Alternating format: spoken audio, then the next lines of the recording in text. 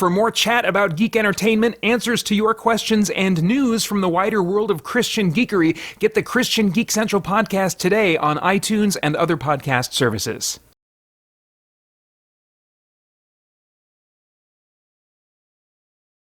All right, I gotta take a potty break real soon here. But I kind of want to kill these guys first. So yeah, we're gonna do focus. We're gonna focus our damage. Not ready to do that yet. Can we add some bleed? Applies a bleed. Yeah, let's try this. That's gonna give me 20 overcharge. That seems pretty good.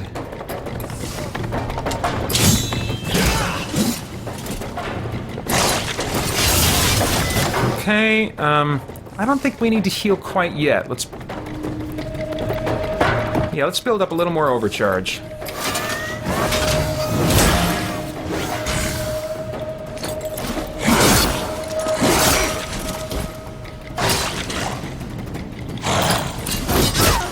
Oh crap, my guys are bleeding now. This isn't cool.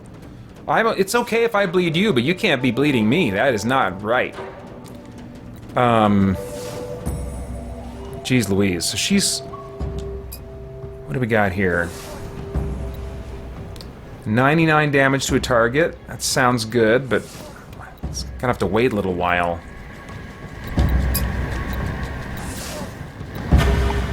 42, and that's instant, right?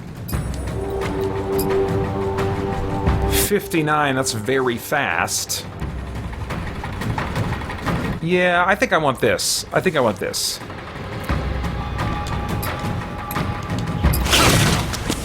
And then, what can he do? He's got 35 overcharge, so let's make something cool happen now. Consumes up to 40. Yeah, let's do that.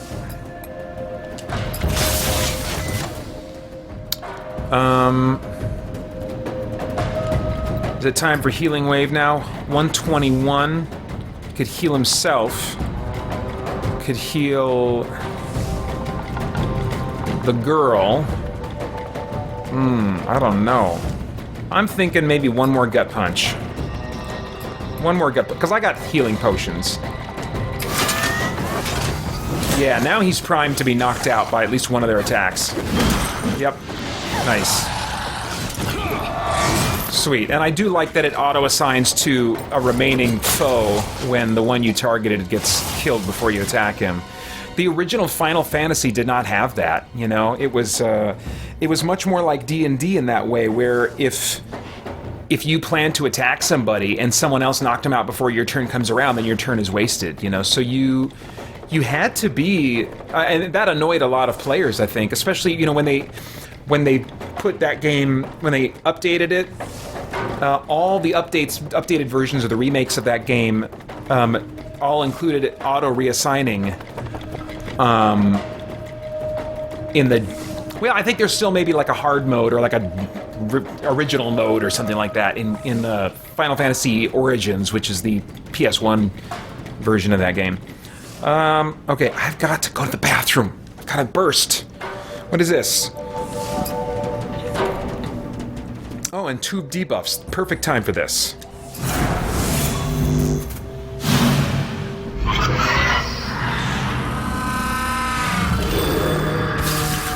Oh man, that tasted yummy. That was a great ability right then.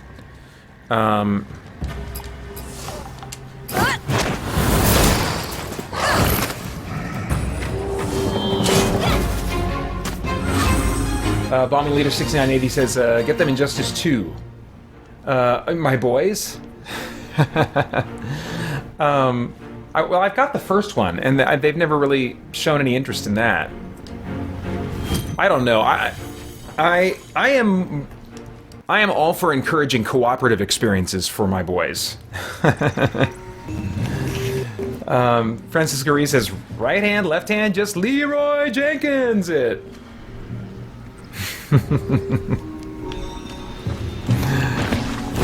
Let's see here. What is this? Nothing I need to read. Okay, I have got to go to the bathroom. Oh my gosh.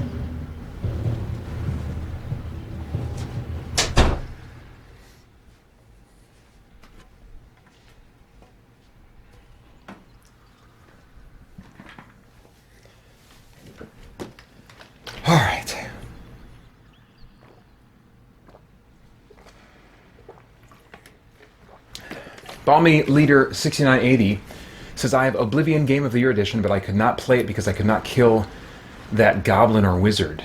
I'm wondering which one that you are talking about. There is actually very early on, there's like in the first dungeon, I think there's a goblin wizard that's like both a goblin and a wizard. But yeah, well, I always, I pretty much always dial those games down to pretty close to the easiest difficulty, if not the easiest. Depends on kind of what experience I want to have.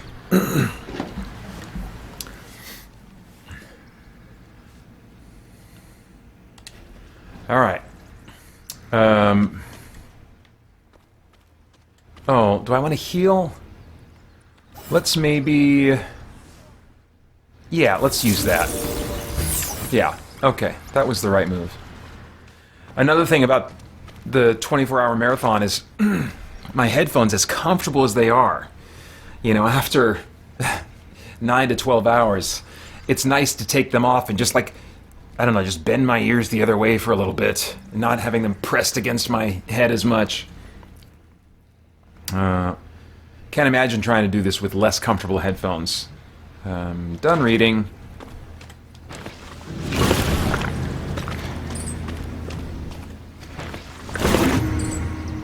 Okay. Light it. Here we go.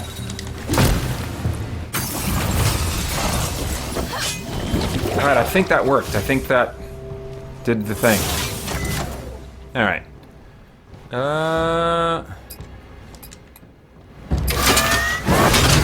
Okay, Balmy Leader says yes, the beginning. Gotcha, yeah.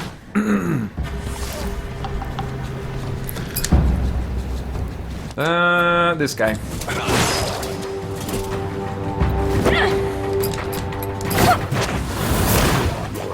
Nice. Simple and satisfying. Yeah, let's keep it up.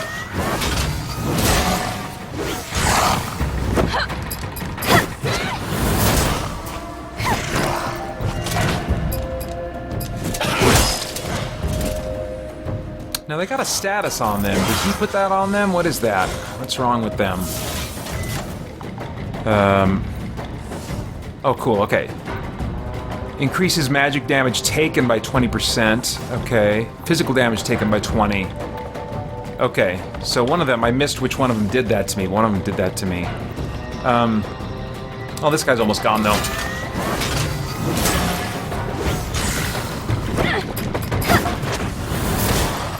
Nice.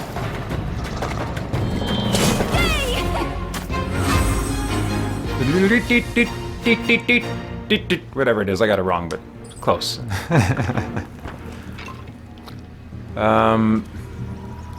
That a new area? That's a new area. Let's do this first. Did I get him? I think I got him. Okay.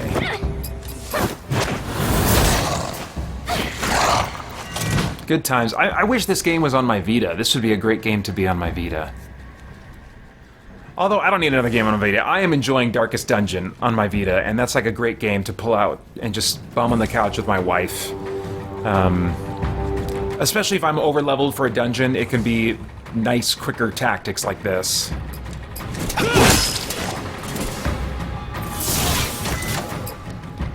I think their burst meter must carry over, because we just started this fight, and he's already pretty full up on his burst meter.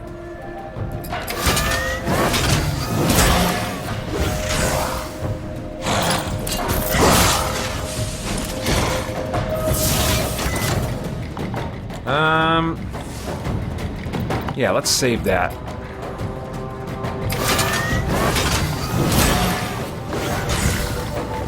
Nice. Yeah, just finish him. Finish him!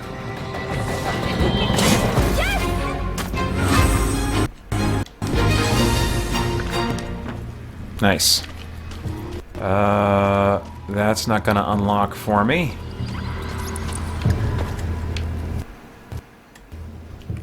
I'm trying to remember if you autosave, kind of, or if you quit in the middle of a dungeon, if it boots you out to the beginning or not. I don't remember. I guess I'll probably... What did I say? 6 o'clock is when I'm taking my dinner break? So I guess I'll probably play this until then. Yeah. Yep. So about 15 more minutes, and then I'm going to take my dinner break. My gosh. 15 more minutes, and it's the halfway point. 15 more minutes, and then there's only about 4, maybe 5 hours of truly enjoyable gaming left for me. And after that, I'm just surviving. Okay. I'm ending up playing this game longer than I thought I would, but I'm really having a great time with it. Okay, burst. Let's maybe do that. What's this? 67. Oh no, I don't need that.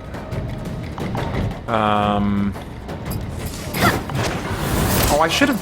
Could I have taunted? Maybe. I don't know. He's got burst. Let's do that now.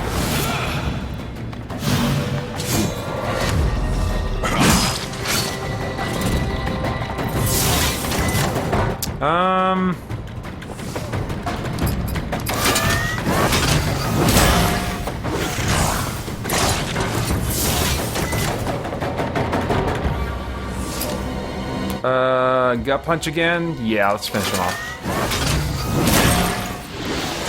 Nice. You know, I don't think I've noticed any of my guys missing in their attacks either, and I like that. Yeah, anything that like makes your attacks completely ineffective in games, I'm not a fan of. I would rather like if they don't hit quite on, they do less damage, but there's still damage being done. So you still feel like there's progress being made all the time.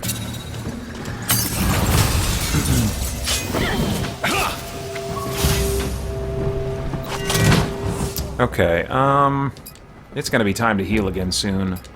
As soon as I get some more recharge built up, I think I'll use my healing attack, or healing ability. Wizards and Warriors says, good luck, my friend. Thank you. You must be taken off. If that's the case, thank you so much for coming out. Oops, what is this? Oh, yeah.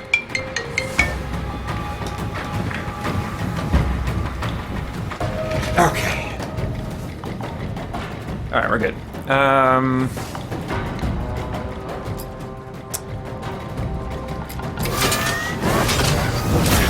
Oh man, yeah. Very good, very good.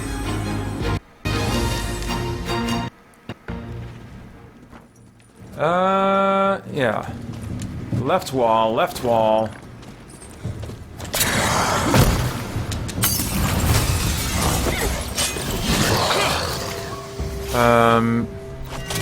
Let's see here. Oh, they're stunned. Okay, so I think my attack thing did work. I think that's the effect that it had. I don't have many of those left, though. I might be out, actually. And dude is gonna need some healing soon. Boy, I don't know which one to attack first. I don't know, a chopper sounds worse than a skirmisher, so I think I'll try to take out the chopper first.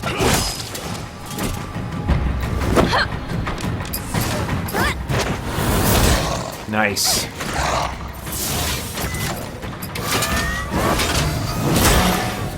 Oh, Bommy Leader says, I'm listening to Acts Chapter 3. Oh, that's cool. Do you have an audio Bible that you recommend?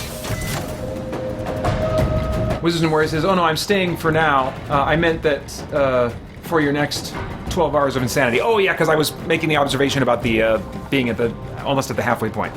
Thank you very much, Wizards and Warriors.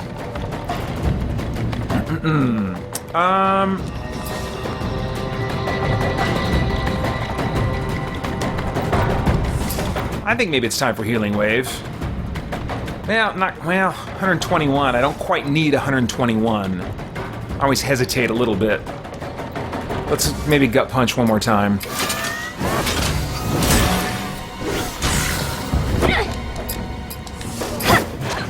Nice, I was hoping he'd get finished. Okay. And this guy's got 15. What can he do with 15? Anything cool and fast? Dealing and adding... Oh, consumes up to 40. No, I don't need that. 34 damage to the nearest target and a nearby enemy. All enemies. No, I think... Well, let's maybe do some bleed. Let's do some bleed.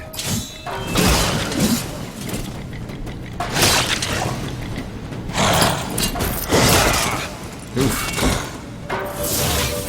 Okay, now it's time, I think, for Healing Wave.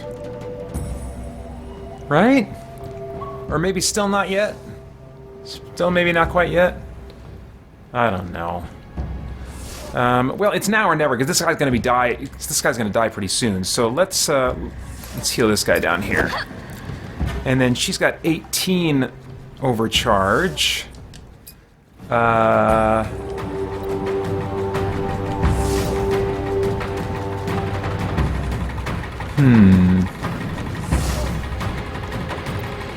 99 damage.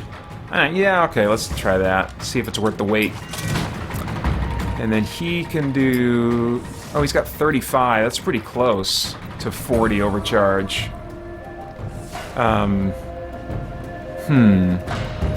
Let's maybe wait a little bit longer. Because what I forgot is that Warblade also costs 15 mana, so I could build up... So in theory, 55 is the overcharge level I want to get to if I don't want to use any mana, and if I want to get the most out of the overcharge usage.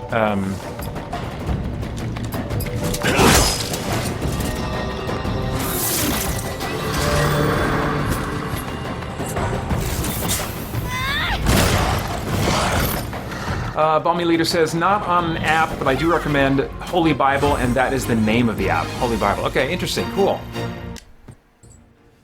Wizards and Warriors says, this game looks really cool, that I've seen some of it. Might pick it up now. How far along are you in the campaign? Hard to say. I wonder if it... I don't think it gives me a hours played stat anywhere. So that is hard to say. Let me see if there's any kind of game stats listed here. Oh, time played. Okay, so I'm 11 and a half hours into it at this point. Yeah. Nice. Okay. Glad I checked. Alright, not much time left. Just 7 minutes left on this game. Huh.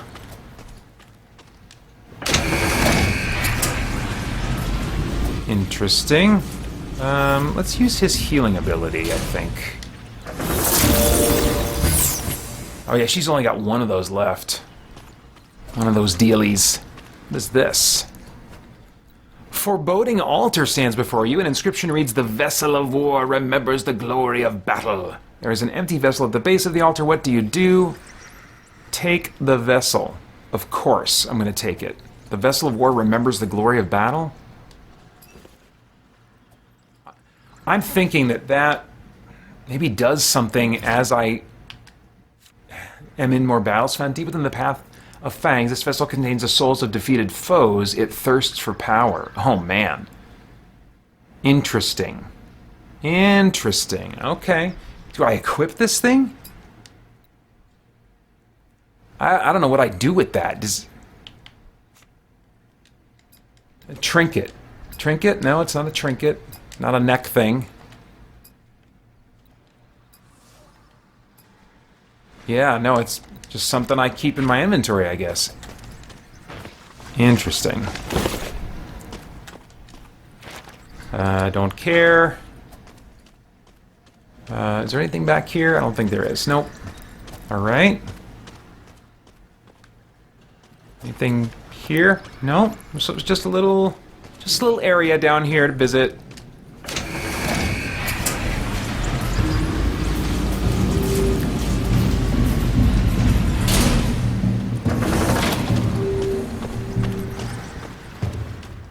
Oh, geez, what is that?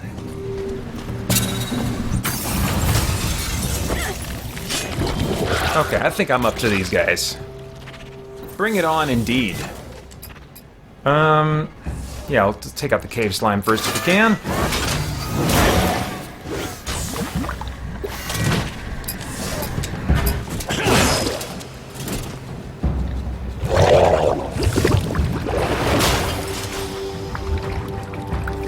Okay. Yeah. Yep, that's good.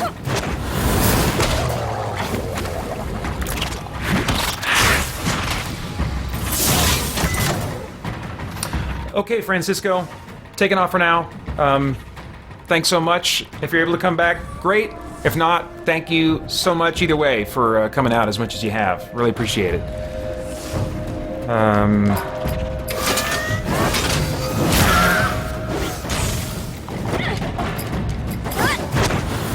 Nice. There we go. Alright, just a few more minutes. I'm pretty sure that even if, like, quitting out of the game forces you to restart the dungeon, I'm pretty sure that you still keep all the experience and loot that you gained. See, this makes it hard for me to clear out the dungeon, is like, it has these multiple screens that you are traveling across. It makes it hard to be truly systematic with the left-hand approach. I don't know, let's go here for a minute, I guess. Ooh, that's a giant cave spider.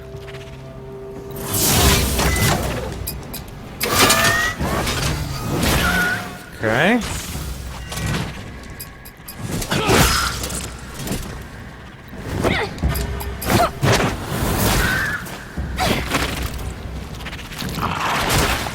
Webbed? How dare you web me? Let's just attack. Very nice.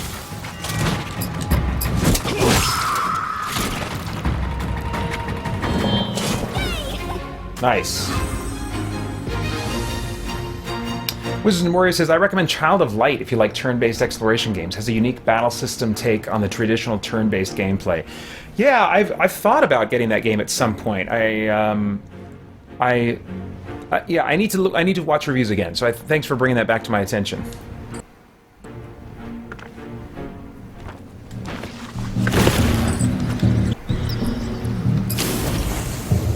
Okay, I'm not sure why I would want to light that torch. I assume that is a good thing.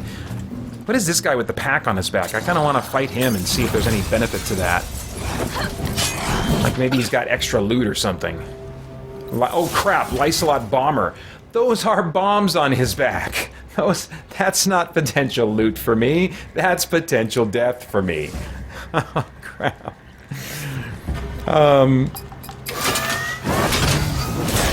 Oh, we gotta kill him fast. I have a feeling we gotta kill him very fast.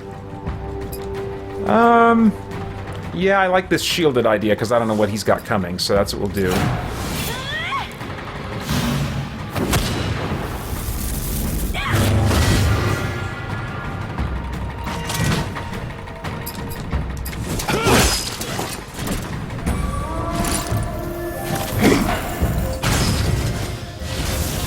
Oh, we're on fire!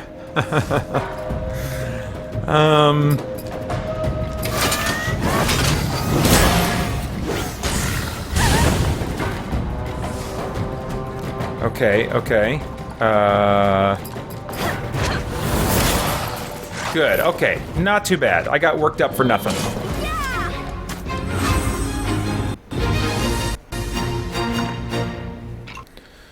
Okay.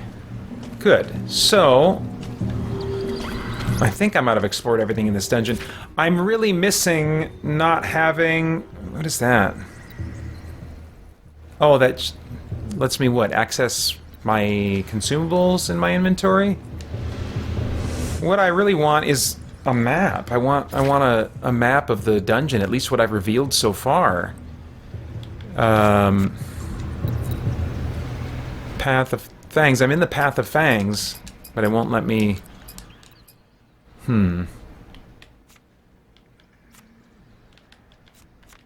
Yeah, I'm not seeing a way to look at a map. That's a bummer. Feeling my energy levels drop a little bit. Maybe dinner will wake me up. And it's time for dinner now. So, I guess I'm going to save and quit to menu, and I guess next time I pick it up, we'll just kind of see what happens. But when I come back, I will be moving on to something else. Cool game, though. Enjoying my time with it. So, during this break, what is it going on? There's more of the hangout that I had with patrons last year, recovering from Extra Life. And then just some other little things after that to kind of give you guys something to keep tuned into while I'm getting dinner, which will be about 30 minutes.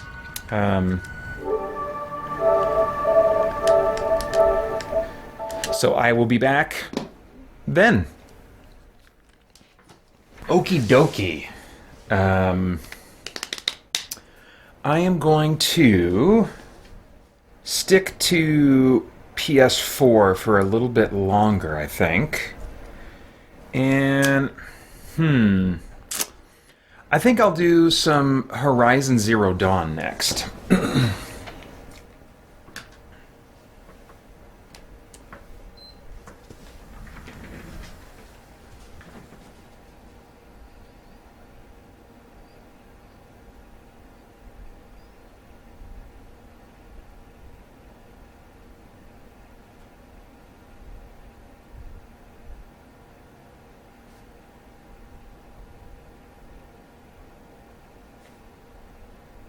Let's see here.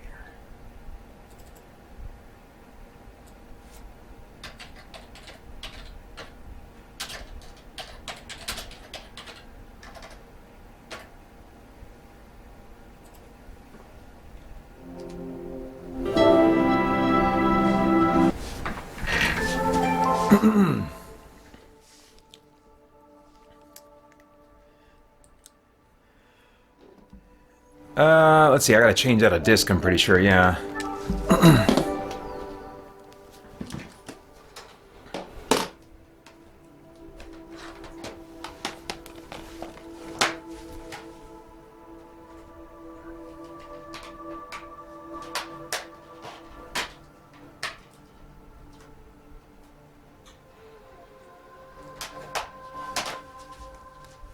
Man, so many great games. I'm trying to think, this might be the widest variety of games I've had on an Extra Life live stream so far, and so many of them that I'm really enjoying.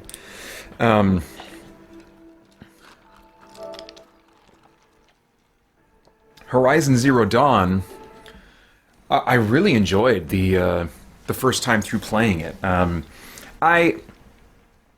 I was kind of bummed out that the protagonist has such a kind of like an anti-theist chip on her shoulder, but the writing in general, apart from kind of like some of the naturalistic worldview that was lying at the foundation, I thought was really pretty good.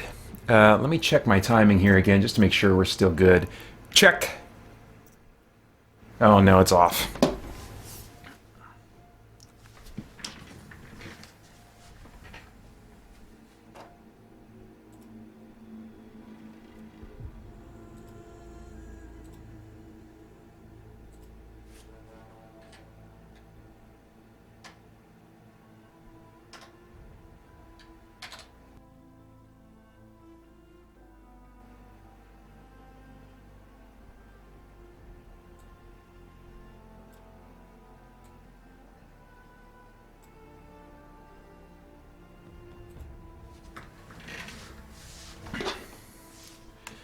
Check. I'm still way too early.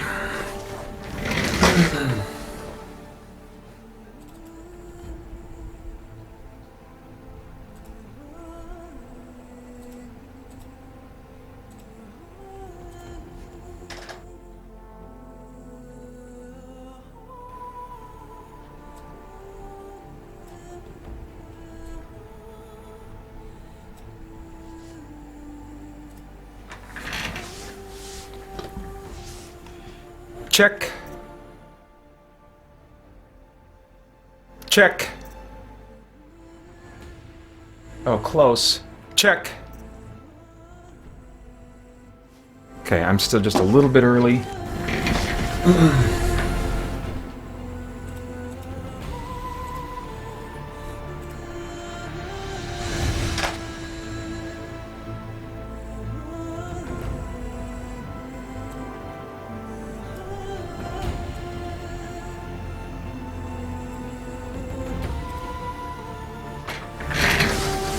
Be nice if it stayed consistent, but for some reason the software doesn't want to do that. Check. That's pretty close. Check. Check. One more time. Check. All right. I'm just a tiny bit early. I'll fix it one more time.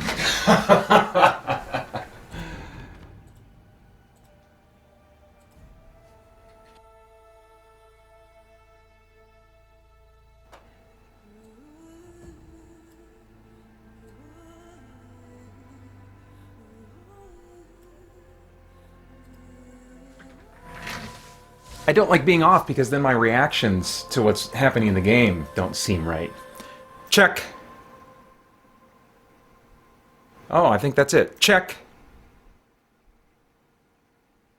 Yeah, we'll call that good. All right, so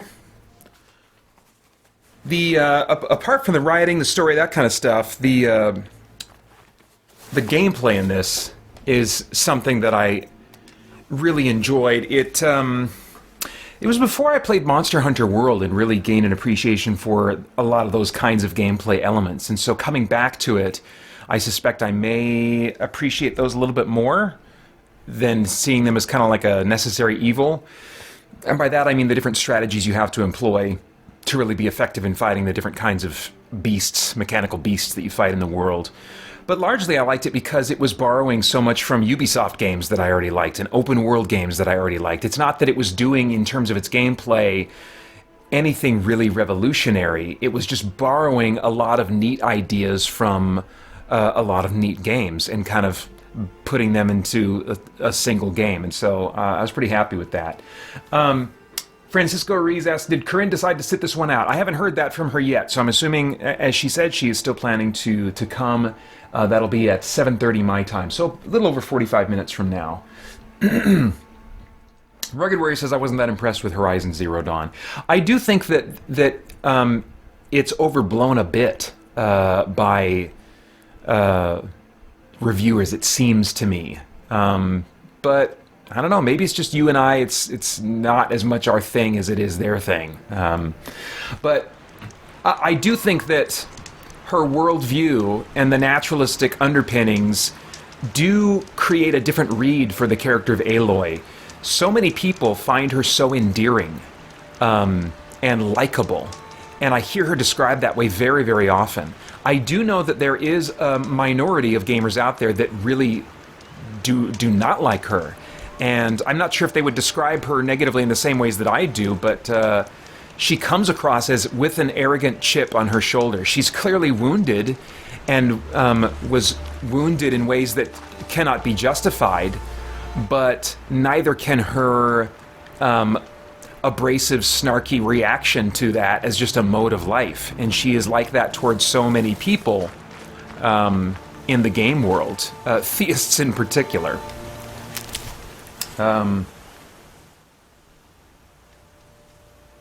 Balmy Leader says, I want to play the games Horizon Zero Dawn, Spider-Man PS4, or The Last of Us 2, but I have an Xbox One. Oh, okay, yeah.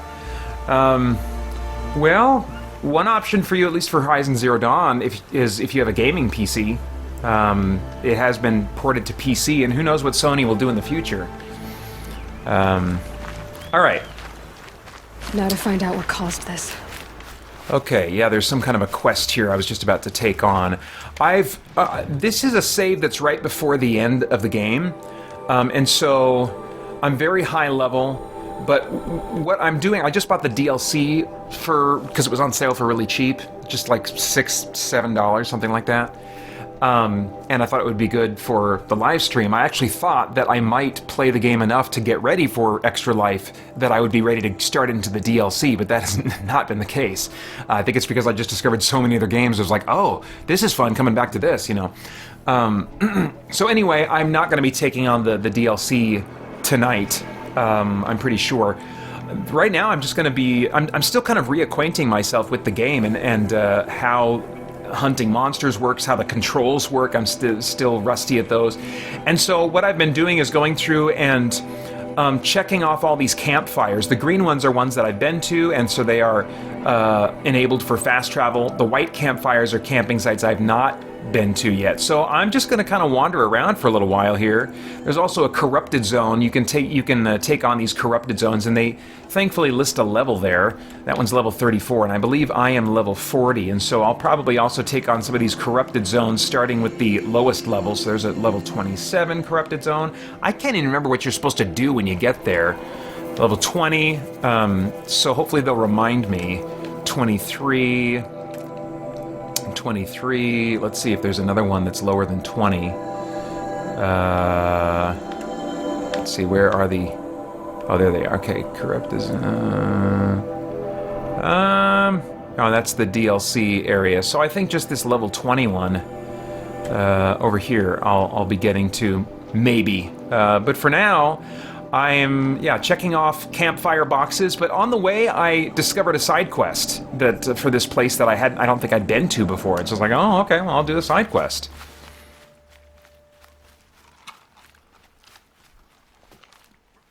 I got another Pepsi from the gas station during my dinner break. I have become something of a connoisseur in my life of Pepsi, and not really, but I do prefer Pepsi from a fountain over Pepsi from a can or a 2-liter bottle. I'll definitely enjoy the cans and the 2 liters when the fountain is not an option, but I wanted fountain Pepsi as much as possible during my special Extra Life marathon. Uh-oh, Joel Nelson says, Paeter, I got a beef with you. I tell my kids, you can't say you don't like something if you haven't tried it. I don't like turn-based RPGs. So, wait a minute. How did I get you in trouble? Because you can't say you don't like something if you haven't tried it. I don't like turn-based RPGs. But have you not tried a turn-based RPG? How did I get you into trouble? Where's the beef, as they used to say? It was a machine rule.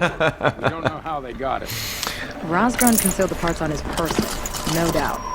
We searched him. How? You don't want to. I've got all those things. I wonder who that is. No, I'm good on all these supplies. Alright, what's going on here? Warden Geneva. This is the one who defeated the behemoths. Outlander. I'm impressed. I don't impress easily. Tell me, how do you fare with hunting living prey? Haven't had any complaints? Why? 3 dangerous prisoners have escaped. I need my men here, getting the others back in line. None of this would have happened if we dealt with criminals the old way. But I've clashed that gong before, and here I am. And here you are. The old way? What's the old way? To be buried up to the neck and left for the sun's judgment. Seems to me like the judgment's already been made. Not one of them committed another crime. Joel Nelson says, but you got me intrigued in the storyline for Darkest Dungeon, so I bought it. Oh, crap.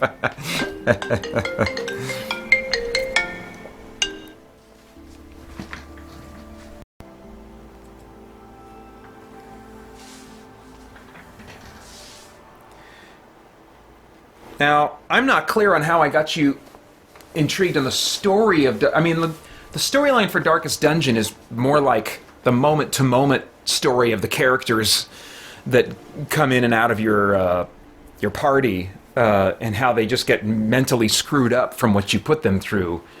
So that's kind of like the story of that game as I think of it. Yes, you're trying to unearth this, horrible evil that's under your manor. But anyway, for whatever reason, I'm glad you're giving Darkest Dungeon a try. I'd be curious what you think as someone that's, it sounds like never played a turn-based RPG. Okay, DT, welcome. And DT asks, how do you deal with playing games when they have writing that you feel goes against you? Like this, an anti-theism. It makes me feel insecure sometimes. Yeah, I mean, I used to get... years ago, I used to get irritated at games. It used to kind of like make me, I don't know, maybe angry, just like, ugh, because I just, hated kind of being preached at. I suppose the way that some non-Christians would feel if suddenly they realize they've been tricked into a sermon of some kind, But for years now, it's been, I don't engage with the game. I'm not able, in many cases, to engage with the game or the entertainment, whatever it is, the story, the way the author intends for me to, because they might have a worldview that their drama depends on. For example, there was a movie about the man who created Wonder Woman and how he had this polyamorous relationship with two women. So the three of them were in a sexual and romantic relationship together in this movie. It's not necessarily based on history. There's a lot that is unknown about the man who invented William Moulton Marston.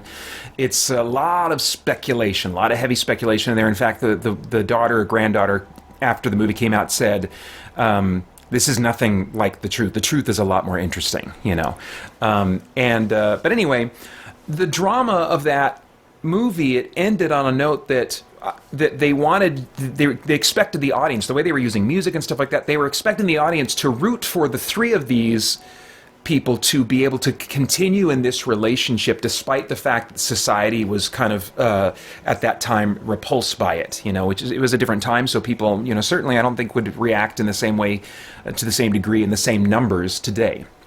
But I couldn't feel that way. I felt for the characters. I cared about the characters. But what the movie was wanting me to root for and what it wanted me to feel catharsis over when it happened at the end of the movie, I didn't feel. And so that's kind of like the most kind of like negative that I would say I feel about most movies and stories that are writing. But my mind is taken out of the story. It goes to, I think about the writers and where they're coming from. I think about the people that do adopt the worldview that the writers are wanting me to adopt, And so it takes me out of the experience of the story, and instead I'm thinking about and even praying for the people that the audience that are meant to be the audience for this, that are reacting the way that the entertainment intends, who have adopted the worldview that is promoted in the entertainment, and that I would say is not healthy or is harmful in some way or diverts from the truth in some way. So that's kind of like what's going on in my mind.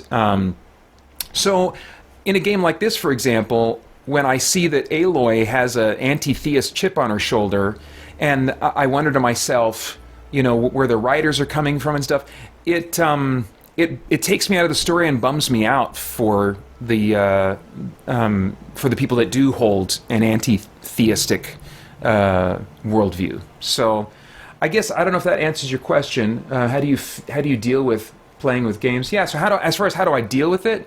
I step out of the game and I process. I think about the state of the world. I think about how can I react to this and talk about this bit of entertainment with other people in a way that is not going to cause offense, but is also going to express, if they're interested in hearing, where I'm coming from and why I feel differently than the creators intend for me to feel, So, yeah. As far as feeling insecure, I wouldn't say it makes me feel insecure, certainly about what I believe that is counter to what's being promoted in the entertainment I'm consuming. But Yeah, so I guess I wouldn't feel insecurity, but I do kind of feel bummed out, or contemplative in ways that are taking me out of the intended experience for sure. Oh, Joel says you're liking Darkest Dungeon. Sweet, dude. I'm glad you're liking it. Rugged Warrior asks, do you have the gold fast travel pack? Is that something for this game? Maybe it is. I don't think I do. I didn't pay for any extra content or DLC. I didn't pre-order it. So if it's any of that kind of bonus stuff or extra stuff, I did not pay for that. Joel Nelson says, I play it like chess, so the slow play doesn't bother me. Okay, yeah. And if you're playing with the default settings, which I do not play with, then you freaking gotta play that very tactically like chess. I mean, I totally get that. I like that the characters are expected to die. And I have played turn-based games, but Darkest Dungeon is the first I've enjoyed. Okay, well, cool. I'm glad you're liking it. DT says, that's a really interesting answer. Thank you. I think for me, I just have a weird complex where even if something makes sense to me, when I see the mainstream go against it, I feel like I must be wrong. Yeah. I think that's a very common kind of feeling. I think that when I would interact with someone who disagrees with my view, I would feel insecure sometimes. But what I found over the years is the more I revisit a view that I have, like say, if someone were to say, usually another Christian, how can you play as an evil character in games? Or how can you do this thing in this game that is, in the context of this game world, an evil act? Doesn't that mean that you are sinning in some way and stuff?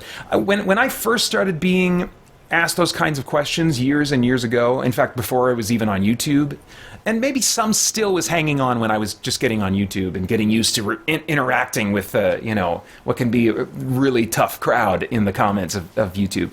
I would feel some insecurity, but really that has dramatically faded because every time someone brings up an issue that I disagree with, I am just questioning and naturally insecure enough that every time I go back and I revisit that issue, and I say, well, could I have missed something? Let me look again at what I've read, what I've considered. Let me consider what they're saying, and let me just revisit and reevaluate from a fresh perspective as much as I can this issue and see if I come up with anything different. And doing that enough times on the same issues, I've gotten to the point where, no, there's just... I'm much quicker to look at what someone says or what someone's presenting and evaluate it, and see that again, there's nothing new here. There's nothing that's persuasive at all to lead me away from what I've concluded on this. And so I think, and William Lane Craig, who is just kind of a big name in the world of defending the Christian faith. He's what's known as a Christian apologist, and he's debated all kinds of really prominent atheists. And he's talked about this a little bit. And sorry, I know I'm supposed to be playing games, guys, but you get me on a topic like this, and I'm going to want to sit on it for just a little bit. And what he has observed in his own life and encouraged others in is the more you are secure and knowledgeable of the issue that's at hand, the less that you're going to be nervous. Like, he doesn't get nervous about doing debates anymore because he just keeps hearing the same arguments from atheists that don't have any grounding, and that just logically do not hold water. And he has looked at these issues so many times and with such depth and so exhaustively that there's just he has complete confidence because there's nothing that's been presented that has been persuasive at all. So I think I've experienced some of the same thing on a number of issues that people might bring up, or that might be brought up in entertainment, being affirmed in some way in entertainment. That it doesn't have an effect of bringing a feeling of insecurity to me, but. Great topic. What a great topic. Thank you, DT, for bringing that up and giving me an excuse to talk about it for a little bit. All right. Gabriel Simpson says, the Gold Fast Travel Pack is an in-game item. It provides infinite fast travel without having to pay each time. Oh, yeah. I have that. I bought it. That's something you buy with in-game currency. Yes. Now suddenly that memory comes flooding back to me. When I found out that you had to pay, essentially, to use fast travel in this game, that was my first financial priority in this game. Where is that? I got to buy that. I cannot play this game or a game like this without infinite fast travel. Come on.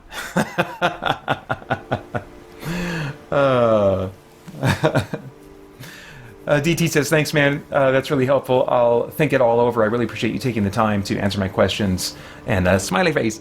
I've actually noticed that as I get older, 25 now, my confidence grows. Yeah, I think the more you're just examining the truth, re-examining it again and again and again, and all the data that's available, you're just going to see that confidence grow more and more. And for me, there's ups and downs, because I have an insecure, always questioning personality, wondering, have I missed something? Have I missed something? That I do keep coming back to it. Confidence, and then 2 steps forward, 1 step back, 2 steps forward, 1 step back, but there's always that slow upward movement over the years. And so I would imagine that you will experience something similar if you just keep investigating and keep evaluating, all the information that's available. Okay, let's see here. The Christian Geek Central podcast is the longest-running podcast for Christian geeks with over 600 weekly episodes and counting, featuring audio versions of much of the same content you'll find here, plus exclusive content including weekly news updates from the creators of Christian comics, novels, and video games, debriefing and commentary about what I've been playing, reading, and watching, and my expanded responses to your comments and questions via YouTube, email, or the Christian Geek Central forums. And now, with timestamps, so you can jump straight to the segments you want to hear most. Get the Christian Geek Central podcast today on iTunes and other podcast services, and enjoy one more way you can geek out and seek the truth.